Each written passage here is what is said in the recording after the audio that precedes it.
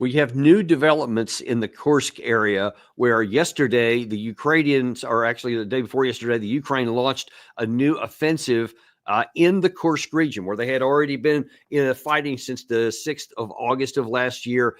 They launched what they're characterizing anyway as a surprise attack further into the north, where Russia had been squeezing the incursion to the downside. And then they launched this attack with 20 some odd armored vehicles and a number of infantrymen, and made some initial breakthroughs up to a village north of where the previous line had been. Now, when I got up this morning, I wanted to check and see what the current status of the fighting was, to see how much further they may have gone, to see what kind of countermeasures the Russians had done. And to my surprise, there haven't been any further advances. In fact, let me just run straight to the map here and show you what we have discovered. This is really quite surprising. So, just as a quick recap, this area right here is where the Ukrainian side launched their new offensive. I think the line was somewhere around this area here, and they moved roughly from here up to this area here. There's a small village at the intersection of these terrain features you see right here on the map.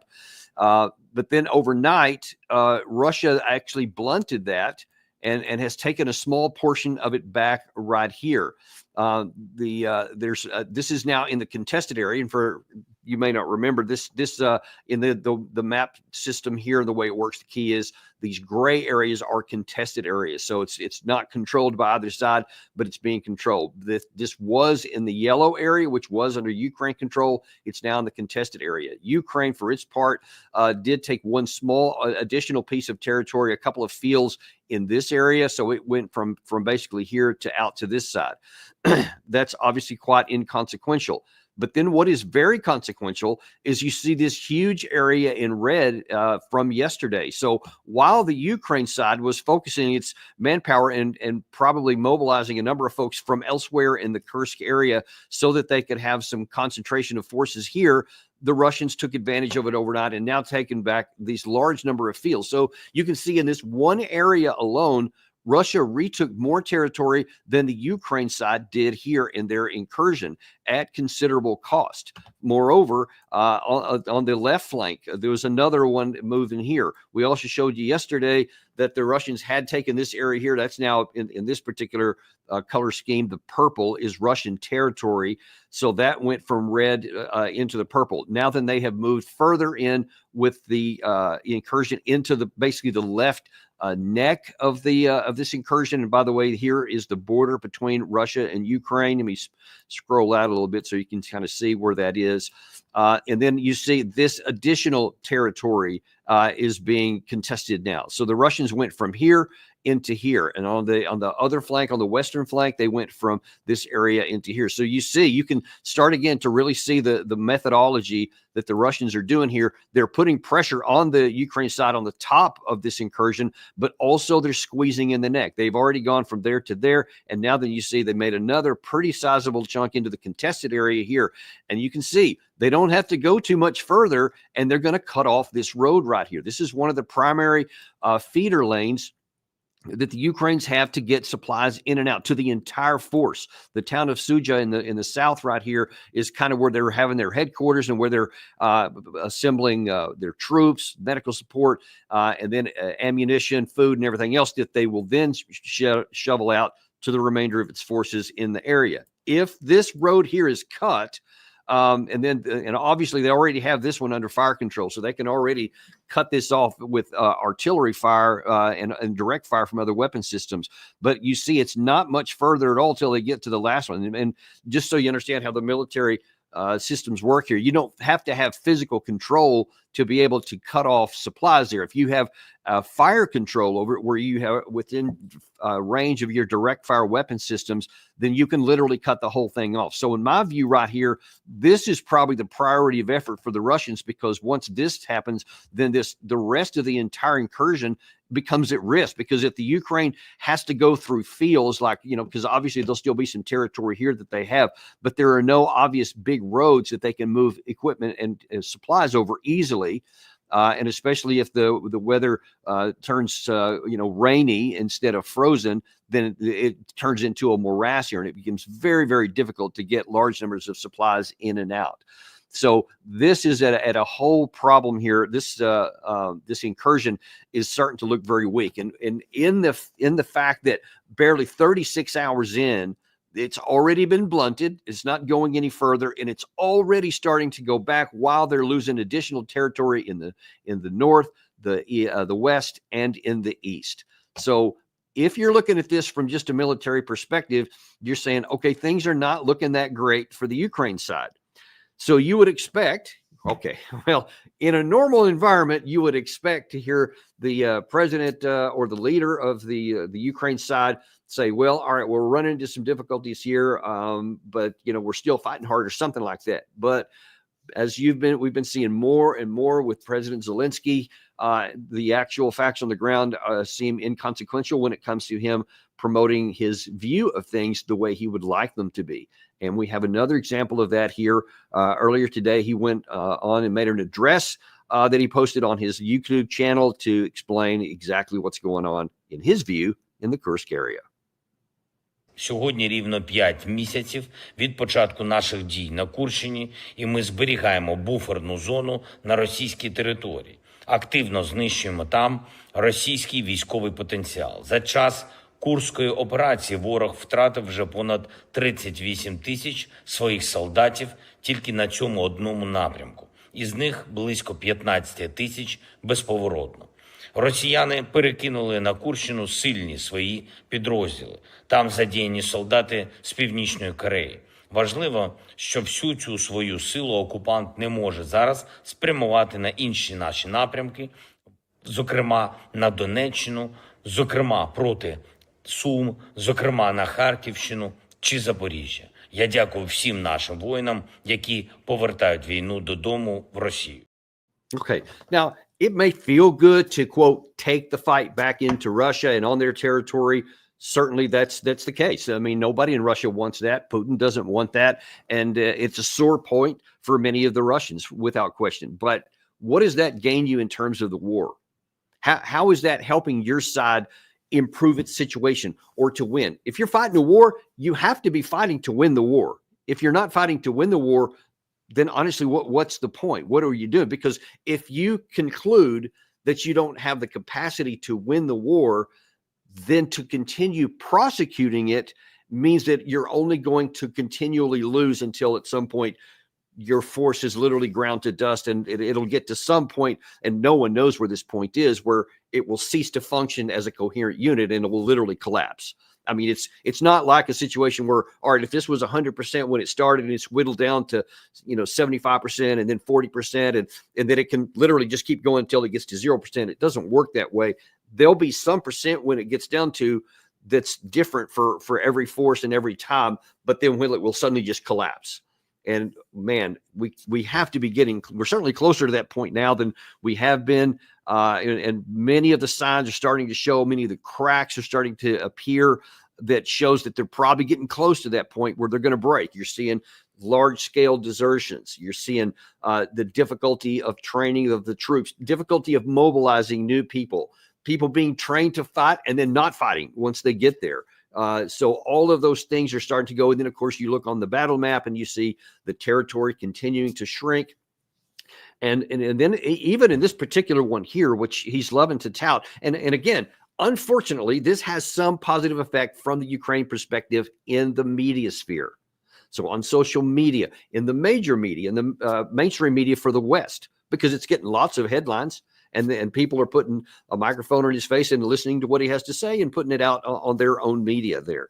So there is some positive response there, but there is no actual military significance to it. Even on that map I showed you just a second ago. In fact, let me run back to that because I'm going to show you a couple of other things from it.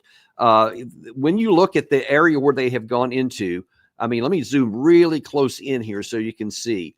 So this one little village here, I think it's called Berdin, this one right here. And it's a little more than just a few hamlets and little houses on a couple of a T intersection road. That's the extent of the village. It's not really much to it. That's it. That's what they have captured so far. So obviously there is no military significance to what they have taken here at all. It's just generated some headlines. But then in the context of his comments there, he said, yeah, but this keeps the enemy from doing things in the West. And he specifically referred to the Donetsk area. And well, let's go look and see there. Let's see. That's what he told us. Well, let's take a look. So we go down to the Kupiansk area. And by the way, we'll talk more about this, the overall situation in our afternoon briefing. We got a 3:00 show we got for you today. And a number of things. There's been some generals that Putin moved into the Kursk area. There's been some other activity on the U.S. side, some more things in the European side, et cetera. We'll talk about this. Kupiansk has seen some additional Russian forces moving forward. But let's go down to what the main area is, and that is around in the Pokrovsk area. So this is the Pokrovsk area we talk about a lot. And in the area down here, we've talked about it before, the Karakova. That's an area that fell pretty much yesterday, and it's now officially fallen today. And we see that the Russian side, again, has continued to make additional progress in the last 24 hours. There have been, even in these areas here, there's more contested area that the Russians are fighting for. Everything is moving forward. You see there, again, like this is becoming their pattern. The Russians are moving towards to try to cut these roads off so that all the troops in here get cut off and either have to withdraw or they'll get captured, et cetera. And in this area here, I want to point out something about Karakova and why this fell. I don't want to just show you that it's in the red area here, but we want to look and see what is the reason why. And I've shown you a number of times the German writer Julian Rupka, who has lots of stuff. He's a very pro-Ukraine. He's got a Ukraine flag on his X post. But he's also one of the most honest and straightforward. It says this is actually what's happening. He posted a video this morning that talked about what happened in Karakova. If we keep the recordings running, now almost 2 weeks later, the entire city is under Russian control. Here we see it, along with brand new footage, video shots taken just this morning, which we haven't shown yet, reveal to us that the Russians have now reached the farthest western point in Kurakova, where we have also raised their flag, and now we are only about, as we can see on the map, 1 kilometer away from Dakhna. The footage we just saw was still, as mentioned, about 4 kilometers away from Dakhna. Further south, there are also heavy battles, which we will now watch in a video. We've seen Uspenevka here, this central place, a very small place, but a central place because it's located at so many roads. We can look at it again. So we have numerous intersections here that meet and go in all directions. The area was taken by the Russians, and we're currently reviewing some detailed footage that shows their movement slightly north of Konstantinopolsk, which isn't marked here on the map, but right next to it as they try to advance further here. And once again, the big problem the Ukrainian army is facing, which is that although they have built massive defense structures, they don't have the manpower to occupy and defend them. Okay, that is such a big issue. Don't miss that. It's not just that the Russians are moving forward. Part of the reason why is because the Ukraine side doesn't have the manpower. Now, we've been telling you here in recent episodes, and we've been highlighting the fact that there have been so many desertions and people running away from the fight. There was that famous new brigade that was formed in France. It was trained in France. And then, according to the information out just today, the Ukrainian command admits that, yes, somewhere around 50 actually fled in France and disappeared, never to be seen again. And somewhere around 1,700 others abandoned the fight once they got back into Ukraine. So they didn't even go into battle, which was about 40% of the strength of this brand new brigade. But as Italian military expert Thomas Steiner reported on an X post right now, the manpower problems are bigger than that even. And Gary, if you can toss that one up there, you see that Ukraine's mobilization of men is a mess. They're putting the cart before the horse. All existing brigades lack infantry. Nobody wins a war without infantry. Ukraine is using freshly mobilized men to create new brigades while existing brigades bleed out on the line. But as he continues in, as soon as the new brigades are ready, they're broken up and the infantry is sent to plug gaps in depleted brigades. This is the worst kind of mobilization. Either put the new brigades in as a whole units into the front to replace depleted units and brigades, which are then rebuild, or you see, I won't read the rest of that. The last part there is the one that's really important, though. Creating new brigades, which are then broken up, creates a bunch of useless commands. a total waste of manpower. Ukraine needs to stop creating new brigades and focus on training replacement infantry for its existing brigades. And that I can't reinforce his assessment there enough. Even American experience in history from both World War II and what we used while I was on active duty, and we were prepared to do this in the war, the Desert Storm that I fought in a tank unit, 2nd Armored Cavalry Regiment, in that the U.S. would form its divisions, its brigades, etc. And then as they had attrition, as they lost people, then they would send in replacements for that unit. And that makes the most sense. And you can understand why when you think about it. If you have a command structure, you have the brigade commander, the brigade command sergeant major, and all the enlisted that go along with that, first sergeants, sergeants first class, et cetera, all the way down. You have the brigade commander, the battalion commanders, the staff at each one of those levels, intelligence staffs, all the different branches all the way down. And now as you lose people, you'll replace that. You'll plug back in. So the organization develops a personality, and it develops experience as an organization. And so as you lose people, it'll make your capacity go up and down, because obviously you have untrained people that come in or minimally trained, and that's going to have an effect on what the unit can even do. But you maintain all of that experience. When you just say, all right, when this brigade bleeds out, it doesn't exist anymore, and then you're training an entire new brigade, that means you have to recreate the wheel every single time. But now then, every time you create a new infrastructure and a new headquarters organization, you create an infant, basically, that has no institutional experience and knowledge. I cannot reinforce one of his comments there, especially, that this is the worst way to do it. So you're suffering lots of manpower problems. You're suffering desertions. You're having trouble getting people in anyway. And then the people that you have, you're using them in the least effective way you can imagine. And this is not, I don't know why they're trying to basically recreate the wheel, where they're trying to do things that historically don't work. Because I can tell you, we actually, the Desert Storm turned out to be a very short ground war. It was, I think, 30 some odd days or something like that. It was a fairly long time. Maybe it was even 60 days of air war. But the ground war itself was literally just days, because we just plowed through everything the Iraqis had at the time. But in preparation for this, we had actually gone through training exercises. We had everyone had understood that if we actually had pools of replacement Bradleys and tanks and personnel that were moving up in the formation, so that if there's casualties, they would send in replacements quickly. They would send in crews quickly, etc. So we already had that in place. We would never have just said, okay, we were in the 2nd Armored Cav Regiment. If the unit becomes combat ineffective, they would just keep on fighting until it bleeds out, and then they would make a new Cav regiment in the back, and then at some point they would just replace it. That just doesn't make any sense historically, or even if you didn't have historical knowledge, it just doesn't make sense to fight a war that way. And that, folks, is just another one of the big, huge red flags that shows why Ukraine will not win this war, because none of the things that go into building effective combat forces, a national military power, all of them are against the Ukraine side. And even where Russia is making mistakes, and we can certainly point out a lot of those things, both at the strategic, operational, and tactical level, which they've made, going back from February 2022, and how the thing was even set up, how they resourced it, et cetera. Many, many mistakes. Russia has been learning from mistakes, but like any human organization, they still make mistakes. They still make errors. People fail in combat, et cetera.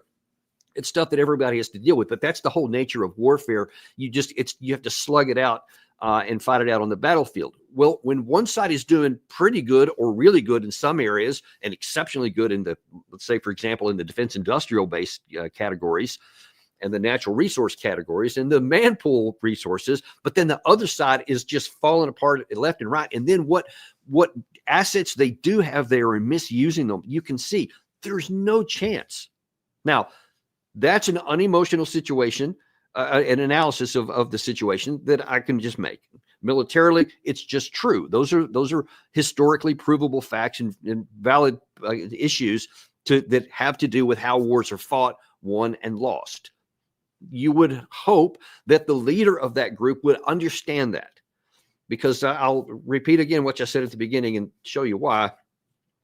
if you're the leader of a country and you know that you've done that analysis and you see there is no possibility, there is no path to success, then the only thing that makes sense then is, all right, we need to close this off. We need to get the best terms we can, and start looking to the future and rebuild our country, and and get as much freedom and opportunities for the future as we can. That's the only thing that makes any sense. The thing that makes no sense at all is to ignore all that stuff and then to keep on pretending like you're in a good place. And that, unfortunately, is exactly what Volodymyr Zelensky did in his recent interview with Lex Friedman. Listen, we need to be in a strong position and not talk, but end the war. Yes, it is possible through dialogue. We're not opposed to it. You just need to be in a strong position to make the other person want it. Do you think he wants to end the war? That's what you suggested? I think this is naive. I'm sorry. With all due respect, it's naive to think he wants to finish the war. Wow. So a little bit of incontinuity there. You have him saying, I am not going to talk to Russia, but we're not opposed to dialogue. Okay, I'm not really sure how you can talk but not talk at the same time.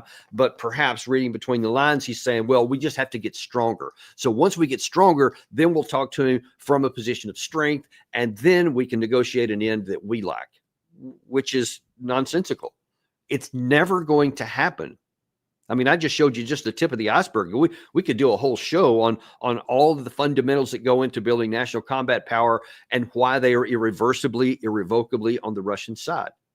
But he's not listening to any of that. I mean, just looking at the map, you don't even have to go into all of those details. Just look at the map, and even your so-called new offensive blunted at the first T intersection of houses. It's not even a full village. And it's already been blunted. And because of your focus there, you're losing territory elsewhere. And literally the carotid artery of your whole operation is there. There's a knife moving towards it as we speak. And then in the east, where you claim that they can't stop anything there, that they can't move troops over there, but they don't need to because they're succeeding already. And you, as your big supporter, Julian Rupka, showed, don't have the manpower for it. Even in the places where you do have fortifications, you don't have enough manpower. Now, what do you think is going to happen on the inevitable day when the Russian army finally breaks through whatever turns out to be the last row of these good defenses that aren't manned enough? Then there's no defenses beyond that. And you don't have enough personnel. And these brigades that you keep bringing in disintegrate and fracture before they ever get to the front lines. How much longer can you go on like this and to keep this fiction going alive? And listen, I'll just say now, again, we're going to come back with a more robust show in the afternoon at 3:00 today. So tune back in for that one. But you got to also say, listen, as much as I, highlight some of Zelensky's incontinuity and his contradictions and his unwillingness to look at reality, I frankly look at the Western leaders with more disdain, because Zelensky, his heart is in this. His countrymen are in it. His whole existence is tied up with this. It's his country. But the same can't be said for all these Western leaders. And it's ironic and perverse, actually. I've seen that there's still a lot of complaining going on against Robert Fico from Slovakia and the leader of Hungary, Viktor Orban. People are still saying, oh, you're just so pro-Russian. Look, they're looking at the same map I do. They're doing the same math and calculations that I'm doing here, and they're taking the same policy path here.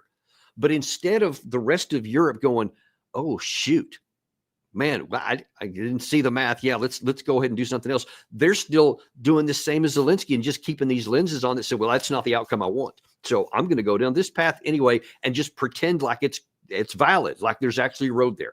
It's like looking on a map that you drew, and you see this big gorge coming up ahead of there, and you'd like to get to the other side. Well, there's no bridge there.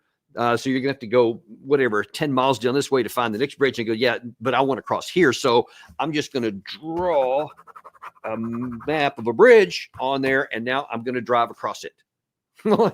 You can say that all day long, and if somebody's just watching a video, without looking at a map, they'll go, okay, sure, I guess that makes sense, until you drive off the cliff. And if you put action between your fantasy words, that's what you're going to get. And so the West, who don't have the excuse that it's their territory being killed or their people and their hearts are in it, there's not. And of course, we can accuse them, many people in the West, rightfully so, that they're after money. They're doing this because it's they get cash in for the defense industrial base and all that kind of stuff. And there's some truth to that. But there's too many people that are doing this that don't have a financial benefit. I guess they're just locked into, well, that's just what everybody's saying, so I'm going to say the same thing. I don't know, but literally, it's the best example that I've seen in a long time in conventional ways, that it's the lemming effect. Well, if that's what Zelensky's saying, we'll just follow him. And if this is what Keir Starmer's saying, and this is what Emmanuel Macron is saying, we'll just follow them off the cliff. Folks, don't follow these guys off the cliff. I mean, it's just insane that they're continuing to throw so many resources and let so many Ukrainians keep being fed into certain slaughter. Yeah, the Russians are dying at the same time. Zelensky could possibly have been right. It's not unreasonable to think that there have been 15,000 irreversible losses for the Russian side in the 6 months or the 5 months that battle's been going on. It's entirely plausible. I don't know the number, but so what? The number of Ukraine is probably significantly higher than that. And then that causes problems elsewhere because you've been sending all those resources into this absurd bulge in the Kursk area that has no significance at all. But now that you haven't had all those tens of thousands of troops and all that combat power and all the ammunition that went along with it that you could have used to strengthen up those very areas that you heard Rupka talk about, that you have defenses, but you don't have the manpower for them. Why do you think they don't have the manpower for them? Where has that manpower gone? It's been wasted in the Kursk area. Something of no significance instead of the area that is your lifeblood. Because once the Russians break through there, folks, it could be game over really quick. This war has been dragging on we're closing in on 3 years now, but it could have a lightning end that will seem for many people to come out of nowhere. But if you've been paying attention to Daniel Davis Deep Dive, you won't be caught off guard by this. You'll just be surprised it took this long. But that's kind of where we are right now. I'm going to come back to you at 3 o'clock, and we'll give you a more broad based on some of the things that are going on off the battlefield, and especially in the incoming administration. We'll talk about some of those issues this afternoon. For now, thank you very much for joining us. Be sure, like and subscribe if you haven't done that already. We really value that. Also, we are on podcast, and I know people can't watch all the videos all the time, but you can listen to them as you're driving, going to work, or whatever. Apple Podcasts, Spotify, Podcast Addict, wherever you get your podcasts, type in Daniel Davis Deep Dive, and you will find us waiting there for you. Thank you very much. We'll look forward to seeing you this afternoon on Daniel Davis Deep Dive.